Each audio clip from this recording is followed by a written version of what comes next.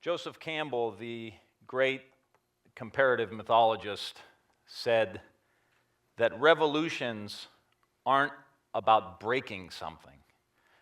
Revolutions are about bringing forth something. And the mindfulness revolution that you can see on the Time magazine cover, and the quiet revolution that I'm talking about, is about bringing forth what is best and deepest, the immense awareness that is within us, that we don't always think about or we don't always tap into. The quiet revolution is also about answering the call that most Americans are looking for today. Mindfulness is defined by John Kabat-Zinn, who was the doctor who brought secular mindfulness to the United States. Mindfulness is defined as paying attention to the present moment on purpose without judging. Paying attention to the present moment on purpose without judging. Sounds simple, but it's really not. Especially in today's society, we've got massive amounts of information, lots and lots of technology, emails 24/7, lots of relationships, very connected. It's tough to say, well, just pay attention. So when I talk about mindfulness, and when you hear the word mindfulness, there's two kind of separate things. One is the mindfulness meditation practice. That's a practice where you sit quietly in a chair or on a cushion, and you try to follow your breath or the sensations in your body. So your mind will inevitably go off, right, to the past, to the future, and you work to bring it back to where you are right now. And there's nothing that can ground you in the present moment more than your breath. Your mind's like a ship on the ocean, a boat getting tossed around. And the breath is like the anchor. So when your mind tries to take you in all of these different situations, past and future, you always have the breath. That's the practice of mindfulness. We also talk about mindful living or a mindful nation. That is about us collectively being a little more present, being a little more grounded in the present moment, being calmer, more aware, paying attention to each other as we have our civil discourse, which we don't have a whole lot of in Washington right now. How to not be impulsive, and knowing that if we're going to have a positive future, the best thing that we can do is be completely present and awake in the present moment, making decisions that will lead to the future. So we all have experiences of mindlessness. This, you, me, all the time. You may get in your car one morning and put your key in, back out of the driveway. You got a 15-minute drive to work.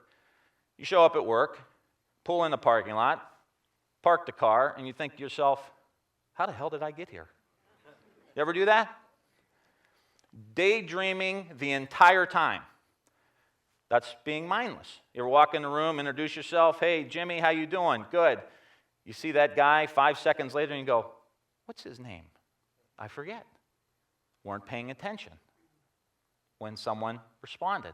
That's mindlessness. Being mindful, being aware, you have this experience. I find it most profoundly when you meet a little baby and you're like, boom, eye to eye with the baby, just captures all of your mental energy. You're right there with the kid, looking in the eye. The kid will grab you and put his or her hand around your little pinky, and you're just all in. Present moment awareness. That is being mindful. We see it with athletes. High-performing athletes, very high levels of awareness, very high levels of focus and concentration. We pay lots of money to watch them on the weekends. We go to watch musicians and ballerinas and dancers of all different types because they're performing at that level, that high level of awareness, high level of focus. That's mindfulness. And we as a country, I believe, could benefit from the practice of mindfulness. The practice. And people ask me, they say, well, how'd you get into this? Well, I grew up Catholic, and there were lots of rosaries being prayed, lots of contemplative practices. I learned centering prayer from a priest friend of mine at John F. Kennedy High School who taught me centering prayer, which was a Christian-based meditation. And then flirted with different kinds of meditation my entire life. Then I got into politics. And you want to talk about needing some time for quiet. Be a member of the United States Congress. And so about 4 or 5 or 6 years into my political career, I recognized that I was 35 years old. If I kept going at the pace that I was going to be burnt out by the time I was 40 years old. And I knew the days that I did practice some kind of meditation, that I was more focused, that I could concentrate, that I was calmer, my stress levels were lower, and I felt like I was generally a nicer guy. So I went on a 5-day mindfulness meditation retreat called The Power of Mindfulness by Jon Kabat-Zinn. 5 days. Check the blackberries at the door, and increasingly more moments of silence, hours and hours, to the point we do 2 or 3 hours of silent time, and you would practice mindfulness. And I noticed my mind start to calm down. I noticed my body start to calm down. And then we'd have periods of silence like you'd go to lunch. And we would be at lunch with 60 or 70 people in a cafeteria, and nobody was talking. Now, that's weird at first. But what you begin to notice is the noises that happen in a cafeteria when no one's talking. You hear the chairs screech. You hear the knife and the fork tink, tink, tink on the plate. I remember getting a cup of coffee and sitting there staring at the steam swirling out of the cup of coffee. And I looked at it and I was like, wow. Look at that steam come out of the coffee. Does that do that every morning that I have the cup of coffee? You have a heightened sense of awareness in the present moment. And you begin to cultivate that. At the end of the retreat, there was a 36-hour period of silence. 36 hours. No talking, no blackberries, no reading, no writing, no calling home to mommy. Just you and what's going on in your mind. And towards the end of that 36-hour period, I had an experience of my mind and my body being in the same place at the same time. Totally in the zone. We talk about in sports, guy's in the zone, the woman's in the zone. And I thought to myself, after years of football and basketball and growing up here and playing sports and appreciating that kind of level of performance, I thought, wow, you can train your mind to be in the zone. Why didn't anybody tell me? Why aren't we teaching this in our schools? I feel so relaxed. Why aren't we teaching this to our doctors to teach our patients before we start doling out prescriptions for anxiety and everything else? And as a member of the House Appropriations Committee, and we have budget deficits in the next decade or two projected, looking for ways to increase performance, better education, lower health care costs. I went to Jon Kabat-Zinn at the end of the retreat. I said, we got to study this stuff. This is unbelievable. We got to teach this in the schools. We got to get it into our medical schools, our nursing colleges. We've got to push this out into society. There are veterans coming back from the war. This could be very helpful with their trauma, their post-traumatic stress. And I found out that there was a lot of stuff going on with mindfulness. And it was helping people, but not nearly enough.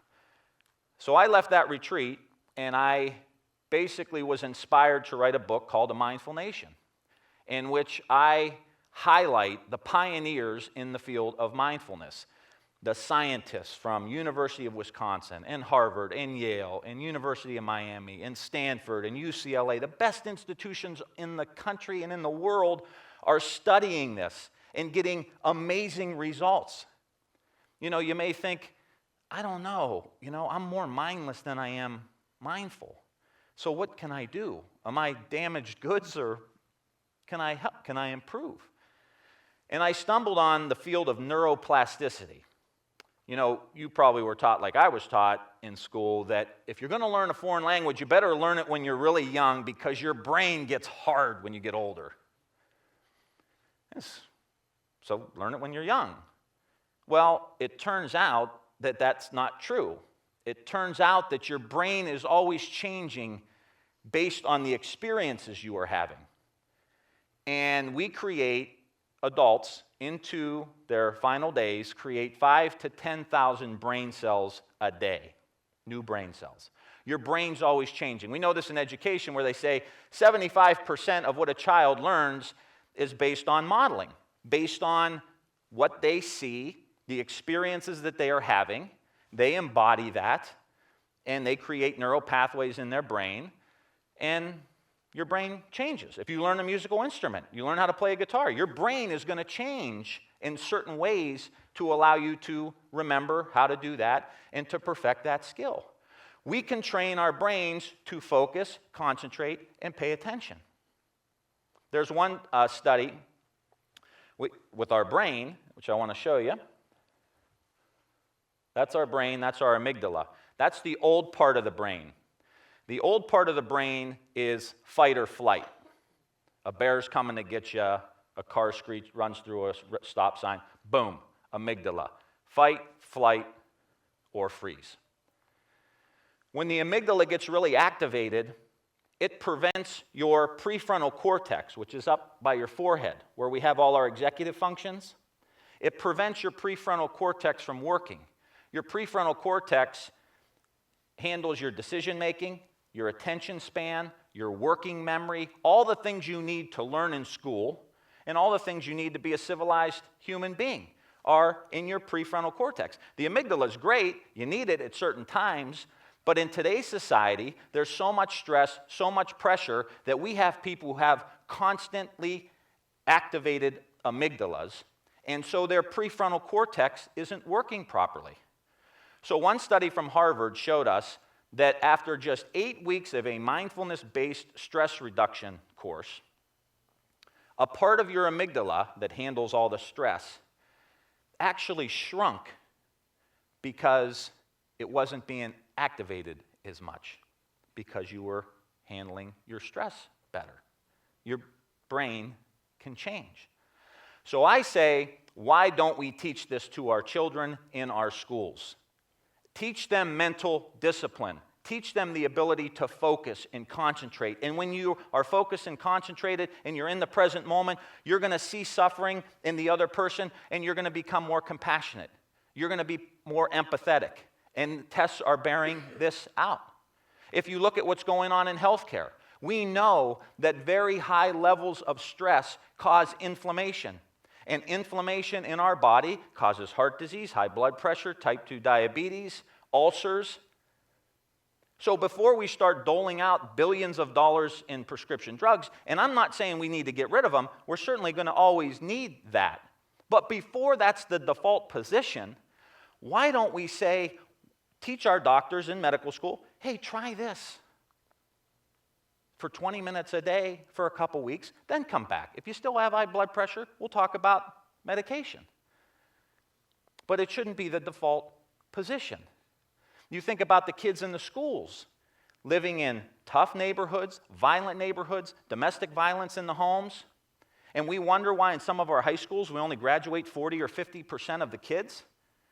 Their amygdala is activated, their prefrontal cortex isn't working, so they're not going to be able to learn in school. And I think art and music and a compassionate school environment are critical.